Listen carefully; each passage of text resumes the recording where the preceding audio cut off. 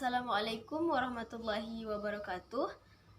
Allahumma salli ala Sayyidina Muhammad wa ala ali Sayyidina Muhammad.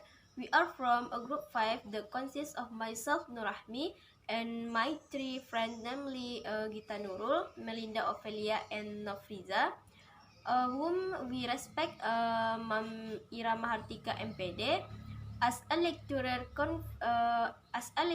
who teaches English course. Well, here we will convey the essence of the journal review that we have done before. Assalamualaikum warahmatullahi wabarakatuh. Baiklah, di sini saya akan menyampaikan intisari dari beberapa jurnal yang telah saya rangkum sebelumnya. Yang pertama yaitu dengan judul penelitian profil keterampilan berpikir kritis mahasiswa dan korelasinya dengan indeks prestasi akademik, terbit pada bulan dan tahun Juli 2017. Adapun masalah pada penelitian ini yaitu pendidikan nasional yang diselenggarakan harus dapat menyiapkan para pembelajar agar dapat bertahan serta mampu bersaing pada era globalisasi. Profesional memegang peranan yang cukup penting karena setiap guru harus dapat menguasai materi secara luas dan mendalam yang memungkinkannya membimbing siswa memenuhi standar kompetensi yang ditetapkan dalam standar nasional. Ilmu kimia tidak hanya sebatas menguasai konsep, akan tetapi menggunakan konsep untuk menginterpretasi gejala alam, menggeneralisasi berdasarkan gejala yang ada, serta memberikan solusi pada masalah kimia yang baru bagi siswa. Adapun metodologi atau jenis penelitian, populasi dan sampel yang digunakan dalam penelitian ini yaitu jenis penelitiannya yaitu penelitian deskriptif, sedangkan populasi yang digunakan yaitu mahasiswa pendidikan kimia FKIP, sedangkan sampelnya adalah pendidikan mahasiswa FKIP kimia. Teknik pengambilan data dan analisis data pada penelitian ini yaitu teknik pengambilan datanya adalah tes keterampilan berpikir kritis yang diadopsi oleh Collegiate Assessment of Academic Proficiency, dan teknik analisis datanya adalah wawancara, interpretasi informasi, asumsi dan validitas.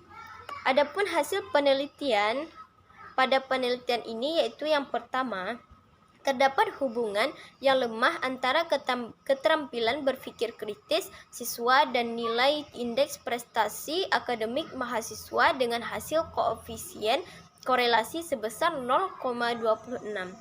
Yang kedua, tidak ada jaminan bagi mahasiswa yang memiliki IPK yang tinggi akan memiliki keterampilan yang tinggi pula atau sebaliknya.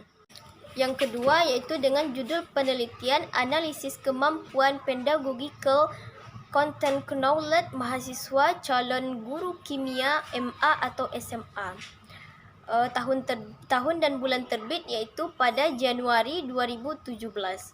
Adapun masalah yang terdapat pada penelitian ini yaitu profesionalisme guru termasuk guru IPA masih menjadi bahan perbincangan di kalangan dunia pendidikan karena dianggap bahwa tingkat pendidikan, prestasi, dan sertifikat tidak dapat menjamin para guru mampu menyampaikan pengetahuan yang diperoleh sepanjang hidupnya dalam bentuk materi pelajaran yang memadai selama proses belajar mengajar. Kualitas pendidikan di Indonesia berada pada urutan ke-12 dari 12 negara di Asia, berada di bawah Vietnam. Akibat rendahnya kualitas pendidikan di Indonesia memiliki daya saing yang rendah. Adapun jenis penelitian pada penelitian ini yaitu penelitian metode deskriptif kualitatif, sedangkan populasi yang digunakan yaitu 30 mahasiswa kimia semester 8 tahun akademik 2015-2016. Fakultas Ilmu Tarbiyah dan Keguruan UIN Sultan Hidayatullah Jakarta, dan sampel adalah mahasiswa UIN Syarif Hidayatullah Jakarta. Adapun teknik pengambilan data yaitu tes objektif yang berupa pilihan ganda berjumlah 30 butir soal tes lisan yang digunakan pada ujian komprehensif. Teknik analisis datanya adalah tes T atau Independent Sample Test T, perhitungan data angket, data statistik, dan variabel. Sedangkan hasil penelitian akhir dari penelitian ini yaitu yang pertama, presentasi nilai-nilai rata kemampuan PCK calon guru kimia secara keseluruhan adalah sebesar 56,67% yang termasuk dalam kategori cukup. Yang kedua, presentasi nilai rata-rata kemampuan CPK calon guru kimia tertinggi adalah indikator pengetahuan terhadap konten sains atau knowledge of science sebesar 65,67% kategori baik. Yang ketiga, presentasi nilai rata-rata kemampuan PCK calon guru kimia terendah adalah indikator pengetahuan terhadap karakteristik siswa atau knowledge of student sebesar 26,67% kategori kurang sekali. Assalamualaikum warahmatullahi wabarakatuh. Perkenalkan, nama saya Gita Nurul. Saya dari kelas 3A Pendidikan Kimia. Di sini saya akan menjelaskan satu jurnal, mereview suatu jurnal. Yang pertama itu jurnal penelitian Crossing Puzzle Cooperative Learner PS Cooperative Learning Studi kasus pada pembelajaran kimia. Bulan dan tahun terbitnya yaitu 30 Juli 2018. Masalah awal penelitian, ingin melakukan penelitian tersebut. Penelitian ini bertujuan untuk mengetahui hasil belajar dan partisipasi siswa serta proses belajar kimia dengan dua metode. Jenis penelitiannya, metode yang digunakan adalah metode deskriptif. Metode deskriptif merupakan aktivitas penelitian status kelompok manusia dalam set kondisi, pemikiran, maupun suatu kelompok peristiwa.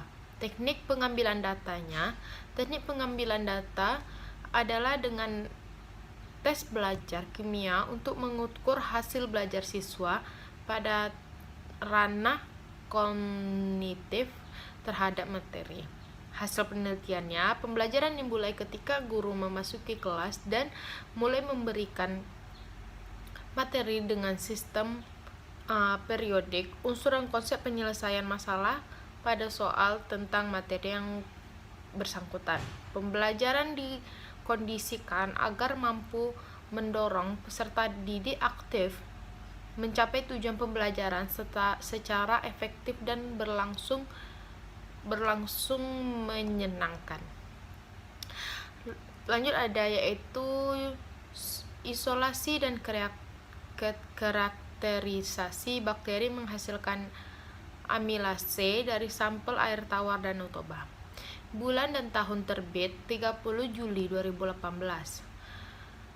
Masalah awal penelitian, ingin melakukan penelitian tersebut ialah bertujuan diisolasikan mikroamilolitik dari sumber air tawar Danau Toba yang potensial menghasilkan enzim amilase berdasarkan zona benih yang dihasilkan. Isolat MR10 merupakan isolat positif yang paling berpotensi menghasilkan enzim amilase dalam jumlah besar. Metode penelitiannya, jenis penelitiannya itu bahan kimia remedia. Bahan utama yang digunakan dalam penelitian ini adalah sampel air dari tercemarnya Danau Toba di Sumatera Utara. Isolasi mikroorganisme amilotik. Sampel air diambil dari 3 lokasi yaitu Bakara, Muara, Timpang dari kedalaman 5 cm. Lalu karakterisasi penghasilan amilase, morfologi isolat bakteri. Hasil isolasi dari Ketiga sampel selanjutnya direaksikan secara makroskopis menggunakan loop.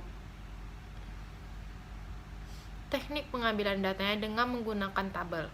Hasil penelitiannya telah berhasil diisolasi mikroba amilotik dari sumber air tawar Danau Toba yang potensial menghasilkan enzim amilase berdasarkan zona yang dihasilkan isolat. MR10 merupakan isolat positif yang paling berpotensi menghasilkan enzim amilase dalam jumlah besar. Sekian dari saya, terima kasih. Assalamualaikum warahmatullahi wabarakatuh. Baiklah, judul penelitian saya, komposisi asam lemak minyak kelapa murni coconut oil yang berpotensi sebagai anti kandidas. Bulan dan tahun terbit Juli 2017. Masalah awal, berdasarkan permasalahan dalam kandiasis merupakan patogen komensal yang disebabkan oleh jamur dan dapat menjadi oportunis pada saluran gastrointestinal, orofaring, dan kelamin wanita. Terjadinya resistansi. Jenis penelitian atau populasinya yang bersifat deskriptif. Penelitian ini dilakukan di Laboratorium Kimia Universitas Pendidikan Indonesia. Populasinya manusia, sampelnya asam lemak dalam VCO. Teknik pengambilan datanya yaitu tes uji, analisis data dengan menggunakan gas atau kromatografi, mass spektrometer. Analisisnya menunjukkan beberapa asam lemak yang ada di VCO digunakan untuk penelitian ini merupakan asam. Judul penelitian, pengaruh strategi pembelajaran praktikum sifat koligatif terhadap hasil belajar siswa kelas 9. Bulan dan tahun terbit Januari 2017. Masalah, terdapat masalah di sekolah ini yaitu berdasarkan proses pembelajaran materi sifat koligatif larutan adanya kecenderungan proses pembelajaran kimia sebagai produk sehingga siswa mengalami kesulitan dalam memahami topik. Pembelajaran praktikum tidak dilakukan karena belum adanya petunjuk praktikum dan keterbatasan alat dan bahan di laboratorium. Penelitiannya menggunakan rancangan penelitian dengan The One Group Pretest. Populasinya manusia. Teknik pengambilan datanya menggunakan instrumen tes objektif sebanyak 25 soal dan 5 pilihan jawaban serta laporan praktikum. Analisisnya berdasarkan uji data, deskriptif, dan uji normalitas. Hasil penelitiannya yaitu 61,05, sedangkan rata-rata hasil post test siswa adalah 81,44. Terdapat peningkatan sebesar 0,51 yang berarti memiliki kategori sedang serta hasil belajar siswa. Ketiga, penerapan metode filtrasi dan absorpsi dalam pengolahan limbah laboratorium. Bulan dan tahun terbit Juni 2018. Masalah awalnya, kandungan senyawa organik pada limbah cair akan menimbulkan pencemaran lingkungan karena tingginya nilai BOD, COD, dan TSS perairan. Selama ini, limbah cair tersebut dibuang begitu saja di bak penampung limbah tanpa diolah terlebih dahulu, sehingga dapat mencemari lingkungan. Antara lain yaitu air sumur. Oleh karena itu, pembuatan instalasi pengolahan air limbah sangat dibutuhkan. Penelitiannya menggunakan metode filtrasi dan absorpsi. Populasinya manusia, sampelnya limbah cair hasil dari praktikum. Teknik pengambilan datanya yaitu tes uji, analisis datanya menggunakan kromatografi dan spektrum, metode gravimetri, titrasi iodometri, dan titrasi Winkler. Hasil penelitiannya, efisiensi penurunan nilai TSS menggunakan alat pengolahan limbah cair mengalami penurunan saling besar yaitu 85,35%. Efisiensi penurunan nilai BOD setelah pengolahan sebesar 64,12%. Efisiensi penurunan nilai COD limbah cair laboratorium menggunakan alat pengolahan limbah cair cukup besar yaitu 80,78%. Pengolahan air limbah sangat dibutuhkan. Penelitiannya menggunakan metode filtrasi dan absorpsi. Populasinya manusia, sampelnya limbah cair hasil dari praktikum. Teknik pengambilan datanya yaitu tes uji, analisis datanya menggunakan kromatografi dan spektrum, metode gravimetri, titrasi iodometri, dan titrasi Winkler. Hasil penelitiannya, efisiensi penurunan nilai TSS menggunakan alat pengolahan limbah cair mengalami penurunan saling besar yaitu 85,35%. Efisiensi penurunan nilai BOD setelah pengolahan sebesar 64,12%. Efisiensi penurunan nilai COD limbah cair laboratorium menggunakan alat pengolahan limbah cair cukup besar yaitu 80,78%. My name is Melinda Ophelia. I will explain to about journal virtual laboratory application to improve students' understanding of concept, and journal the effect of learning strategies and scientific thinking ability on chemistry learning outcomes. Judul penelitian yaitu penerapan laboratorium virtual untuk meningkatkan pemahaman konsep siswa. Bulan dan tahun terbitnya yaitu pada bulan Juli tahun 2017. Masalah awal peneliti ingin melakukan penelitian tersebut yaitu berdasarkan permasalahan dalam kegiatan pembelajaran yang belum optimal sehingga berpengaruh pada pemahaman konsep siswa, yaitu melakukan penelitian dengan memanfaatkan media pembelajaran berupa laboratorium virtual untuk meningkatkan pemahaman konsep siswa pada materi laju reaksi. Metode penelitian ini ada 3, yaitu jenis penelitian, populasi, dan sampel penelitian. Jenis penelitiannya yaitu digunakan quasi experimental design dengan desain pretest, post-test, control group design. Populasinya yaitu siswa SMA Negeri 86 Jakarta, sampelnya siswa SMA Negeri 86 Jakarta. Teknik pengambilan data dan analisis datanya yaitu pada teknik pengambilan datanya menggunakan tes uraian pemahaman konsep siswa yang dilakukan yaitu pre-test dan post-test. Teknik analisis datanya yaitu teste atau uji independen sampel test. Hasil penelitiannya yaitu pertama hasil uji hipotesis menggunakan uji T, menggunakan uji independen sampel test bahwa hipotesis statistik H1 diterima. Yang kedua ada terdapat pengaruh penerapan simulasi laboratorium UM virtual terhadap pemahaman konsep siswa pada materi laju reaksi. Ketiga, ada terdapat perbedaan dari hasil pemahaman konsep antara kelompok yang diajari dengan menggunakan laboratorium virtual dengan kelompok yang tidak menggunakan laboratorium virtual atau praktikum nyata. Yang keempat yaitu penilaian akhir didapatkan nilai rata-rata pada kelas eksperimen lebih unggul dari nilai rata-rata kelas kontrol, yaitu nilai rata-rata kelas eksperimen sebesar 77,53 dan kelas kontrol sebesar 71,10. Selain itu, dilihat dari persentase pencapaian indikator. Pada ranah memahami C2 menempati persentase tertinggi dengan kategori baik sekali, ranah kognitif mengaplikasikan C3, dan ranah mengaplikasikan C4 dengan kategori baik. Judul penelitiannya yaitu pengaruh strategi pembelajaran dan kemampuan berpikir ilmiah terhadap hasil belajar kimia. Bulan dan tahun terbitnya yaitu pada bulan Juli tahun 2017.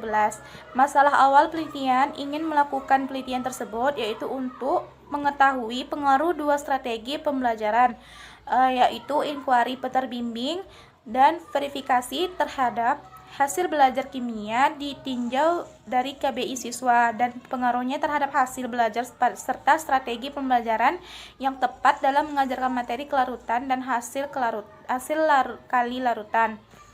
Metode penelitian ada jenis penelitian. Jenis penelitiannya itu menggunakan rancangan faktorial 2x2. Populasi siswa kelas 11 IPA SMA Laboratorium UM terdiri dari 4 kelas homogen. Sampel penelitiannya yaitu pasangan siswa dengan skor KBI yang sama yang diambil dari 2 kelas. Teknik pengambilan data. Teknik pengambilan datanya itu menggunakan strategi pembelajaran inquiry terbimbing dan strategi pembelajaran verifikasi.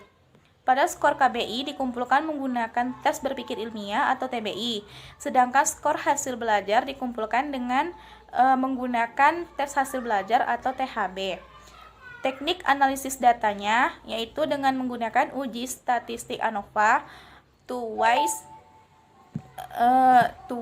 reliabilitas, uji normalitas, homogenitas. Hasil penelitiannya yaitu ada hasil belajar kimia siswa yang dibelajarkan menggunakan strategi pembelajaran inquiry terbimbing lebih tinggi dibandingkan siswa yang dibelajarkan menggunakan strategi pembelajaran verifikasi. Kedua, ada hasil belajar kimia siswa yang memiliki KBI pada tingkat low formal lebih tinggi dibandingkan yang memiliki KBI pada tingkat konkret.